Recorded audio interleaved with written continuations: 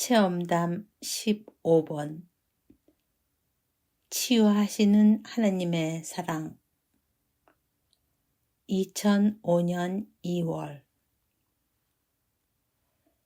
찬미 예수님, 저는 세례를 받은 지 약 4, 5년 정도 되었습니다. 어렸을 적부터 개신교를 다니다가 결혼을 하고 개종을 하게 되었습니다. 처음에는 별 믿음도 없었고 성당 다니기도 정말 싫어했습니다. 그러다가 어느 자매님을 알게 되었지요. 그 후로 묵주기도도 알게 되었고 평일 미사도 나가게 되면서 박엘리자벳 선생님의 테이프를 듣게 되었습니다. 그 테이프를 들으면서 많은 것을 배웠습니다. 겸손, 순명들도요. 아직도 멀었습니다. 그러나 제가 너무 많이 변하여 지금 이렇게 사는 것이 저희에게는 기적인 것 같습니다. 홀 시아버님과 남편과 두 아이들, 5 식구가 사는데 처음에는 정말 힘들었습니다. 그런데 지금은 하느님께 모든 것을 봉헌하면서 항상 기쁜 마음으로 생각하고 잘 살고 있습니다. 제가 첫 아이를 임신했을 때 왼쪽 손목이 아파서 계속 고생을 했었습니다. 둘째 아이를 가졌을 때까지 계속 침도 맞고 병원에 가서 물리치료도 받고 했지만 아무 소용이 없었습니다. 몇 년을 그렇게 보내다가 둘째를 가졌을 때 주변에서 천기저귀를 쓰라고 하더군요. 저는 손목이 아파서 죽어도 천기저귀를 못 쓴다고 했습니다. 제 몸이 아픈데 무슨 천기저귀냐고.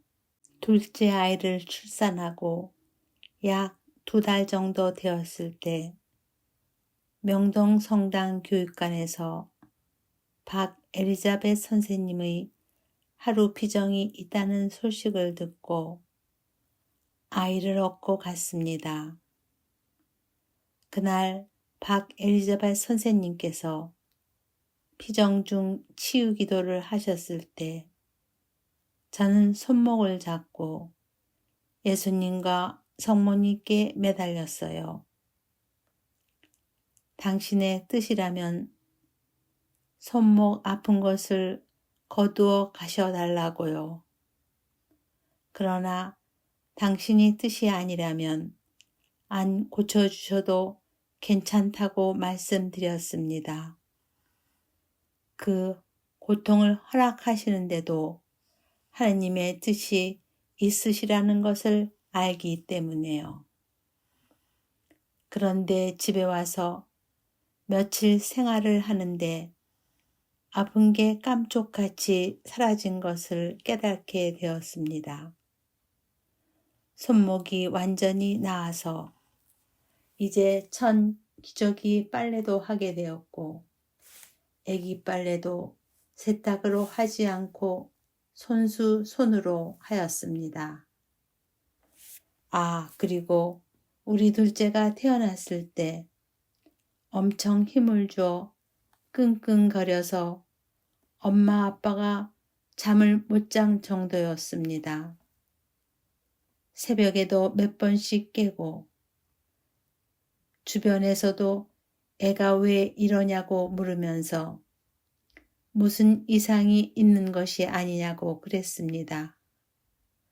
그런데 그 피정에 갔다 온 후로는 아이가 조용해졌고 그 증상이 없어졌습니다. 치유받은 것이었습니다. 그날 비가 억수로 쏟아진 날이었기에 갈까 말까 망설이다가 예수님만 믿고 2달 정도 된 아이를 얻고 갔는데 보람이 있었습니다. 이렇게 좋으신 하느님과 성모님께 감사와 영광 드립니다. 체험담 16 2005년 3월 첫 번째, 하루 24시간을 하느님과 함께 삽니다. 그 중에서 한 가지만 말씀드리겠습니다.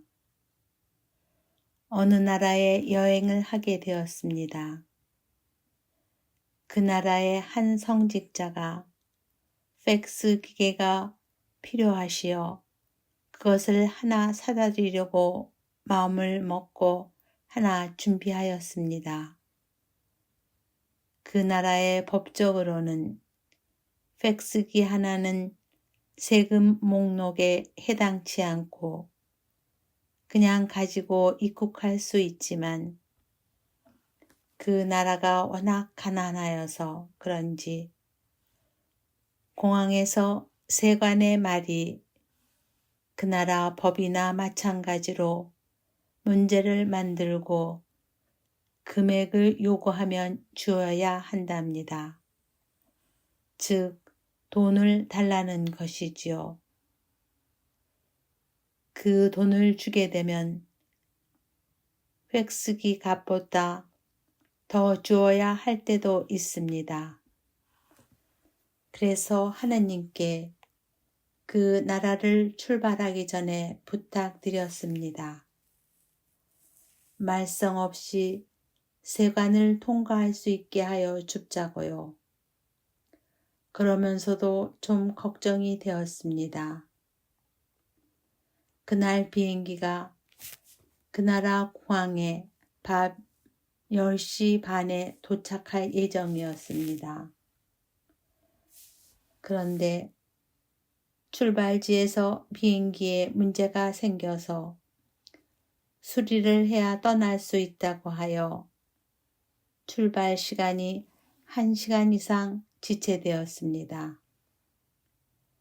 그래서 도착지에 밤 약 11시 40분경에 도착하였습니다. 공항에 도착하여 보니 공항 직원들도 별로 없고 그냥 모두 통과하는 것이었습니다. 그래서 물어보았더니 공항이 밤 12시에 닫는답니다. 우리가 공항문 닫기 약 20분 전에 공항에 도착하였던 것입니다. 그래서 세관 직원들도 없었고 그냥 무사 통과하였던 것입니다. 하느님께서는 이렇게 작은 일까지도 아주 세심하게 돌보아 주십니다. 단 우리가 바른 자세로 하느님의 뜻에 맞게 부탁드렸을 때 하느님께 어떻게 만사에 감사드려야 할지 모르면서 하루하루를 그분의 도움으로 삽니다. 하느님께 영광 드립니다. 두 번째, 저는 천주교 신자이나 저희 남편과 시집 식구들은 천주교 신자가 아닙니다. 크리스마스 날 시댁 식구들이 모여서 식사를 하게 되었습니다. 저는 몸이 안 좋아서 자정 미사는 갈 수 없었습니다. 그래서 아침 10시 미사를 갈 예정이었습니다. 그런데 시댁 식구들이 시댁에서 10시에 모인다고 하니 성탄날 미사를 못 가게 되었습니다. 그래서 너무 속상하였습니다. 거의 매일 미사를 가는 저인데 성탄 미사를 권해야 한다는 것을 생각하니 너무 속상하였지만 남편도 외인이고 시댁 식구들이 모두 외인이라 이 마음 상함을 누구에게도 말할 수가 없었습니다. 그래서 아무도 없는 방에 들어가서 예수님께 나의 딱한 사정과 속상함을 호소하였습니다. 그런지 몇 분이 안 돼서 전화벨이 울렸습니다. 큰 신우한테서 시부모님께 온 전화인데 신우의 남편과 아이가 몸이 안 좋아서 그날 오지 못하겠다는 전화였습니다. 시댁 식구들은 크게 실망하였습니다. 그러나 저는 하느님께 깊이 감사했습니다. 저의 기도를 들어주셔서 제가 미사를 갈 수 있었기 때문에요. 나와 하느님과의 비밀이었지요. 그때 시간을 보니까 빨리 서두르면 10시 미사에 갈 수 있었습니다. 그래서 남편과 저만 미사에 가려고 나섰더니 시어머니와 작은 시누이까지 따라 나셔서 크리스마스 성탄 미사를 가족 모두가 참여하였습니다. 시어머니와 시누이 동생은 처음이라고 합니다. 미사를 마치고 시댁에 도착하자마자 전화벨이 울렸습니다. 우리가 미사에 가기 전에 가족이 아파서 올 수 없다고 하였던 큰 시누의 전화였습니다. 지금 집을 떠나면서 전화를 하니까 식사 먼저 하지 말고 기다리라고요. 기다렸다가 즐거운 식사를 가족 모두 함께 하였습니다. 저를 미사에 보내시기 위하여 하나님께서 배려하신 역사에 너무 감사하고 기쁨을 금할 수가 없습니다. 하느님과 성모님께서 제게 주신 큰 성탄 선물이었습니다. 이때 저의 심정 오직 하느님과 성모님께서만 아시고 그분들과 그 기쁨을 나누었습니다. 성탄 미사도 참여할 수 있었고 식구들이 모두 모여 식사도 함께 할 수 있었던 참 기쁜 크리스마스 날이었습니다.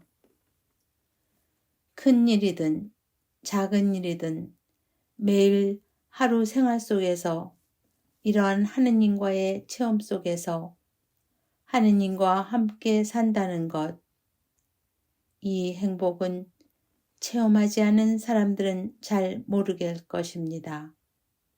하느님과 성모님께 감사드리고 영광 드립니다. 아멘. 체험담 17번 2005년 5월 이 세상에서 나만큼 고집이 세고 그 고집 때문에 잘못된 길을 걸어온 사람도 많지 않을 것 같습니다. 하느님께서는 나의 고집과 편견을 꺾기 위해 많은 병, 지능 저하의 자식, 많은 고통, 외로움 등의 십자가를 허락하셨습니다. 무엇보다 무서웠던 것은 늘 미운 사람들이 많았고 주변에 적들이 많았습니다. 나의 상식으로는 이해가 안 되었고 용서가 안 되어 복수하고 싶은 마음이 작게 또는 크게 쌓여서 그것을 발산 못하면 병에 시달려야 했었습니다. 또 자주 격분하였고 극단적인 악한 말도 서슴지 않고 마구하였고 그 말한 것은 상대방에게 꽂히는 것이 아니라 나 자신에게 도로 꽂혀 고통을 받곤 하였습니다. 그래서 사람들과의 대화가 늘 단절되었으며 늘 정신적으로나 육체적으로 피곤하게 되었습니다. 사람들은 주위에 많은데 나는 늘 외로웠고 그러다 보니 모든 것이 나의 뜻에 맞지 않아서 부정적으로만 만사를 판단하게 되었습니다.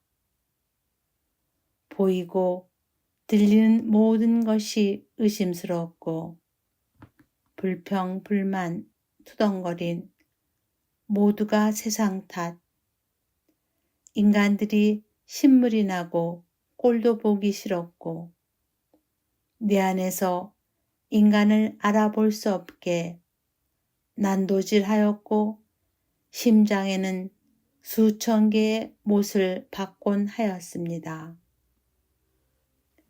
이렇게 사는 동안 어느 날 박 엘리자벳 선생님의 피정에 참석하게 되었습니다. 이것이 나의 이런 삶의 전환점이 되었던 것이었습니다.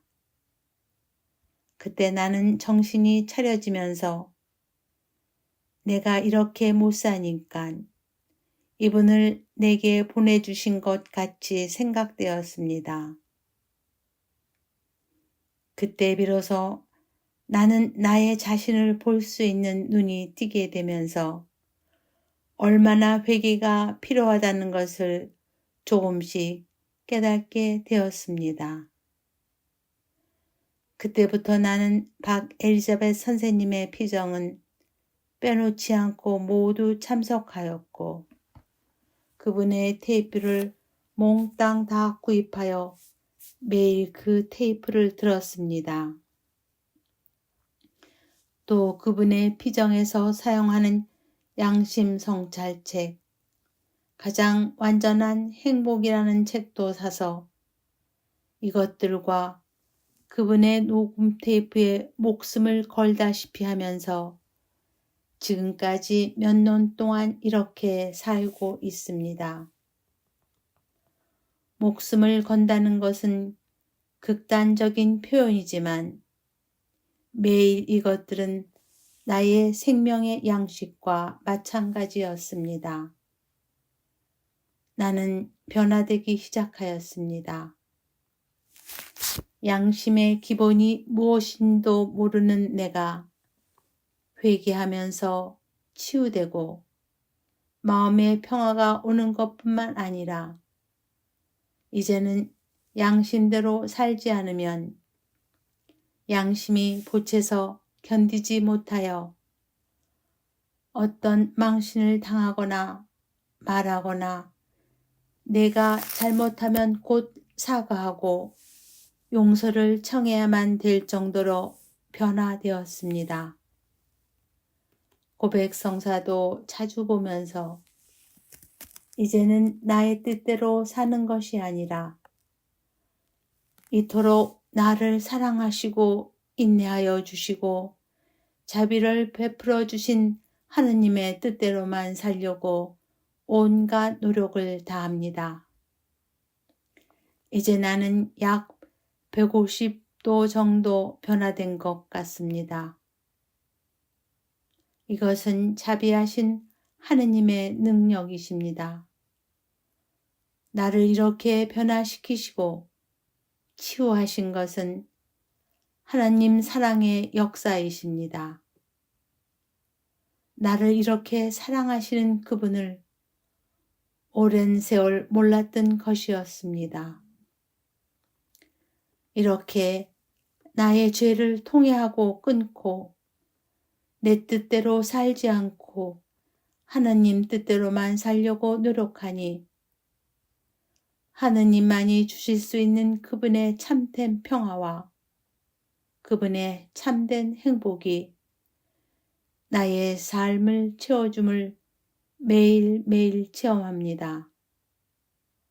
내가 이렇게 변함으로써 주위에 있는 우리 가족들이 변화되고 치유받고 가정이 치유되었습니다.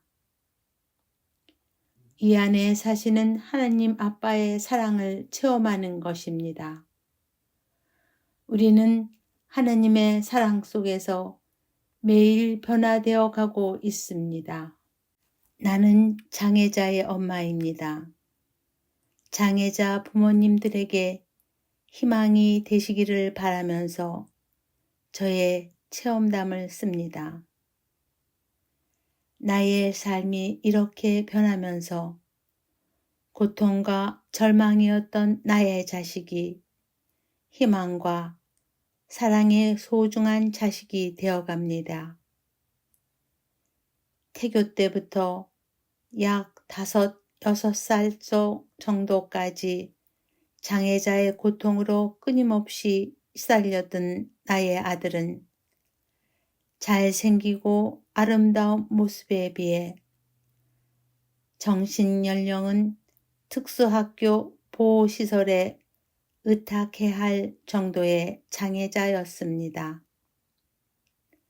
소아 유치원 수녀님, 선생님들, 특별 부탁하며 찾아다니면서 일반 학교 선생님, 친구들에게 거만한 나의 자존심을 꺾으면서 찾아다니며 부탁하고 노심초사 애태우면서 살았습니다.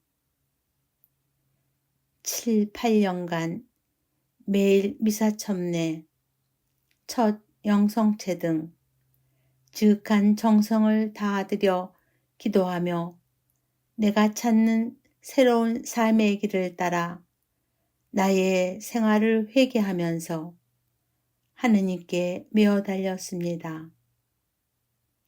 내가 회개하고 변하니 우리 가정에는 행복과 축복으로 채워집니다. 사랑의 모습으로 성가정으로 변해가고 있습니다. 하느님께서 계속 치유의 사랑도 주십니다. 불편한 내 아들은 이제 40분 동안 하는 우리 가족 기도의 진행을 맡아 합니다. 매일 미사 후에는 다음날 독서와 복음 말씀을 읽고 묵주의 기도를 한 다음 성당을 떠납니다. 이렇게 한 지 벌써 약 3, 4년이 되었습니다. 학교에서는 맑고 쾌활한 우리 아들의 모습을 보고 착한 어린이 모범상으로 대표 1명을 뽑았는데 격려 차원에서 우리 아들에게 주었습니다. 이렇게 맑은 모습으로 아빠, 형, 누나를 눈치껏 요리하고 지혜롭게 비율을 맞추면서 심부름도 잘합니다. 가족들에게 기도도 잘 지킵니다. 엄마가 격한 말로 가족들을 깨우면 졸면서 나오는 형이나 누나를 손으로 부드럽게 툭툭 쳐주면서 기도하게 합니다. 기도하기 싫어하는 아빠에게 묵주기도 한 단만 하자고 하여 기도하게 만듭니다. 이렇게 아빠, 엄마, 누나, 형 사이에서 평화의 도구가 되어 비율을 잘 맞추어 줍니다. 학교 IQ는 70점만으로 나왔지만 하느님에 대한 IQ와 생활 속에서 지혜와 사랑을 심어주고 웃음을 주고 기도하는 것은 하버드 대학에 가는 천재의 IQ와 맞먹을 것입니다. 우리가 가끔 위선적인 말과 행동을 하면 우리나 잘 살라고 충고도 하여 줍니다. 일기를 쓴 것을 보면 하느님 마음에 맞는 아주 적절하고 솔직하고 순진하고 단순하고 아름다운 단어를 씁니다. 그 글의 표현이 비록 서투르지만 그 글은 모두를 기쁘게 하여 줍니다. 아직도 중학교, 고등학교, 사회생활, 먼 미래가 남아있지만 하느님은 나의 불편한 이 아들을 통하여 당신의 사랑과 자비의 능력을 드러내 보일 것이고 천국 가는 그 순간까지 돌보아 주실 것을 확신하게 됩니다. 나도 이 아이를 위하여서도 이제 더욱 깨끗한 마음으로 살고 이제 나의 뜻대로가 아니라 오직 하느님 뜻대로 살고 겸손되이 살려고 노력합니다. 내 안에서도 계속적인 치유가 지속되고 있습니다. 그동안 내가 잘못 살았고 그렇게 불행했던 이유는 나의 기준, 나의 고집, 나의 상식, 나의 욕심, 나의 꿈, 나의 판단, 나의 생각 등 나를 중심으로 하는 자애심과 교만 때문이었다는 것을 깨닫게 되었습니다. 이것을 박 에리자벳 선생님의 테이프와 피정을 통하여 주신 가르침을 통하여 깨닫게 된 이후 저는 이 길을 있는 힘을 다하여 살아가고 있습니다. 이 길은 즉 회개의 길은 하느님을 향하여 달리게 하는 길이며 가장 완전한 행복으로 달려가는 지름길이라는 것을 수년간의 체험을 통하여 확신하게 되었습니다. 이렇게 많은 변화가 되는 나의 삶에서 깨닫게 되는 것은 하나님의 뜻은 평화가 있고 사랑이 있으며 모든 것을 무조건 용서하게 합니다. 미움과 보복이 사라지고 너그러운 마음으로 모든 것을 대하게 하고 잘못된 것을 보면 그 원인이 된 그 사람의 고통을 생각하게 만듭니다. 하느님의 마음으로 불쌍하여지고 동정하게 되며 이해하여 보려고 노력하게 만듭니다.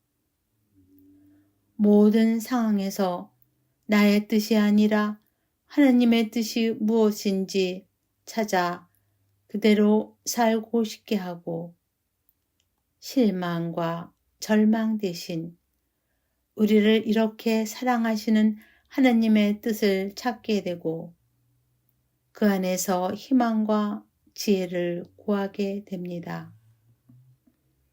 이렇게 모든 것이 어둠에서 빛으로 부정적인 것에서 긍정적인 것으로 생각되면서 마음의 빛과 희망과 행복을 줍니다. 이것이 하나님의 뜻입니다. 우리가 하나님의 뜻대로 살려고 노력하면 우리의 생활이 이렇게 변하면서 하느님의 사랑과 자비를 더욱 깊이 체험하게 됩니다. 이 안에서 완전한 행복이 이것이라는 것을 배우게 됩니다. 이 길만이 완전한 행복을 찾을 수 있는 길임을 알기 때문에 이제는 아무것도 이 행복을 나로부터 빼앗아가지 못하도록 주야로 온 힘을 다하여 예수님의 손을 잡고 하루하루 기쁘게 삽니다. 이 글이 장애자를 가지신 가족들에게 도움이 되시기를 바라며 회개하는 삶 속에서 하느님을 만나시고 그분의 힘으로 희망을 가지시길 빕니다. 아멘.